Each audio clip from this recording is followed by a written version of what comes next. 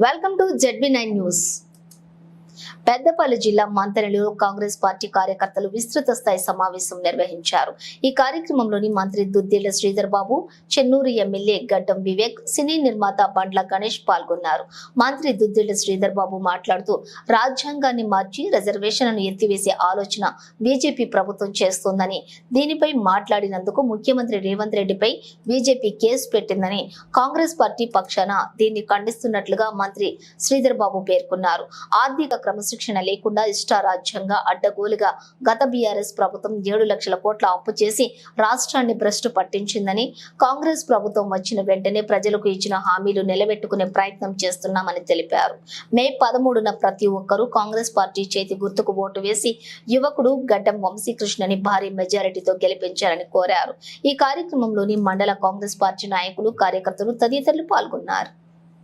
పారిశ్రామికవేత్త ఈ ప్రాంతానికి వారు ట్రస్ట్ ద్వారా కానీ పార్లమెంట్ సభ్యుడిగా అనేక సంక్షేమ పథకాలకు సంబంధించి వ్యూహకర్తగా, మరి అదేవిధంగా ఆనాడు కాంగ్రెస్ పార్టీ ప్రభుత్వ హయాంలో ముందుకు నడిచిన వ్యక్తి, తెలంగాణ రాష్ట్ర సాధనలో తనదైన శైలిలో తన గొంతు విప్పిన మరి పెద్దలు, ఇప్పుడు చెన్నూరు గౌరవ శాసనసభ్యులుగా ఉన్న డాక్టర్ వివేక్ గారికి, వేదికపై ఆశలైన మా మిత్రులందరికీ, సోదరులకు సోదరిమణులకి ప్రత్యేకంగా ఈరోజు మరి ఇక్కడికి విచ్చేసిన మండలానికి సంబంధించి, పట్టణానికి సంబంధించిన మా కాంగ్రెస్ పార్టీ అన్నలు, తమ్ముళ్ళు, అక్కలు, చెల్లెలు, పాత్రికేయ మిత్రులందరికీ నమస్కారం.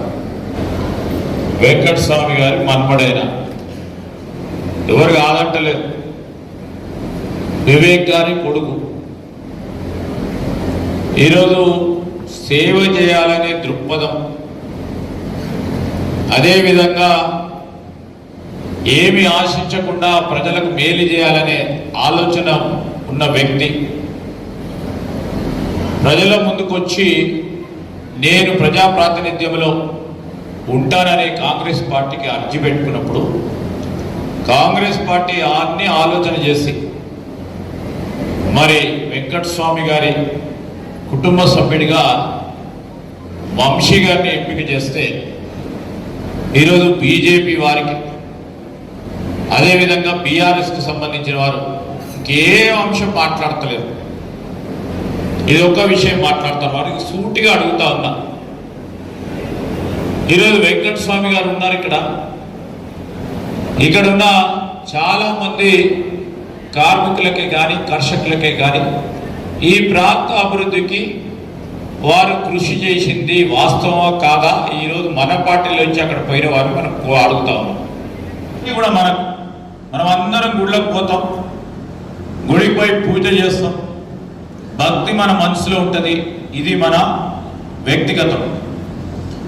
మరి దేవుణ్ణి ఉపయోగించుకొని ఓట్లు అడిగే ప్రయత్నం చేస్తా ఉన్న పార్టీకి ఈరోజు దేవుడు ఒక్క